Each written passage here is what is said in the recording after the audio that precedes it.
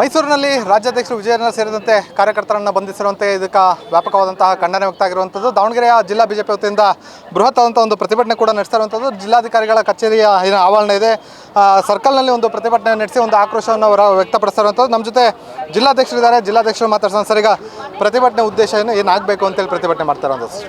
ಈಗಾಗಲೇ ಮೂಡ ಹಗರಣದಲ್ಲಿ ಮಾನ್ಯ ಮುಖ್ಯಮಂತ್ರಿಗಳಾದಂಥ ಸಿದ್ದರಾಮಯ್ಯನವರು ಮುಳುಗೋಗಿದ್ದಾರೆ. ಇಡೀ ರಾಜ್ಯಕ್ಕೆ ಇವರ ಹಗರಣ ಗೊತ್ತಾಗಿದೆ.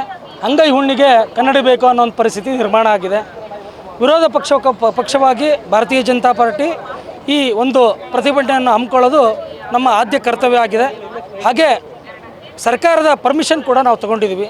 ಈ ಮೂಲಕ ನಾವು ಪ್ರತಿಭಟನೆ ಮಾಡಲಿಕ್ಕೋಸ್ಕರ ಮೂಡ ಮುತ್ತಿಗೆಗೆ ಹೊರಟಿದ್ದಂಥ ನಮ್ಮ ರಾಜ್ಯದ ನಾಯಕರುಗಳನ್ನು ರಸ್ತೆ ಮಧ್ಯದಲ್ಲಿ ಮನೆಗಳ ಬಳಿ ಎಲ್ಲರನ್ನೂ ಪೊಲೀಸ್ ವ್ಯವಸ್ಥೆಯನ್ನು ಬಳಸ್ಕೊಂಡು ಒಂದು ಏನು ಅತ್ಯಂತ ಕಠಿಣವಾದ ನಿರ್ಧಾರಗಳನ್ನು ತೆಗೆದುಕೊಳ್ತಾ ನಮ್ಮ ಮುಖ್ಯಮಂತ್ರಿಗಳು ಇವತ್ತು ನಮ್ಮನ್ನು ಹತ್ತಿಕ್ಕಲಿಕ್ಕೆ ಕೊಟ್ಟಿದ್ದಾರೆ.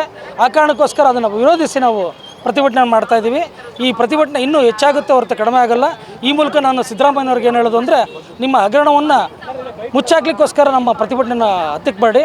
ನಿಮ್ಮ ಸರ್ಕಾರದಲ್ಲಿರುವಂಥ ಎಲ್ಲ ಇದರಲ್ಲಿ ಭಾಗಿಯಾಗಿರುವಂಥ ನೀವುಗಳು ಮತ್ತು ನಿಮ್ಮ ಮಂತ್ರಿಗಳು ಈ ಕೂಡಲೇ ರಾಜೀನಾಮೆ ಕೊಟ್ಟು ಇಡೀ ರಾಜ್ಯವನ್ನು ಒಂದು ಅಭಿವೃದ್ಧಿಯತ್ತ ಒಯ್ಯಬೇಕು ಅಂತ ಈ ಮೂಲಕ ಎಚ್ಚರಿಕೆ ಕೊಡ್ತಾ ಇದ್ದೀನಿ.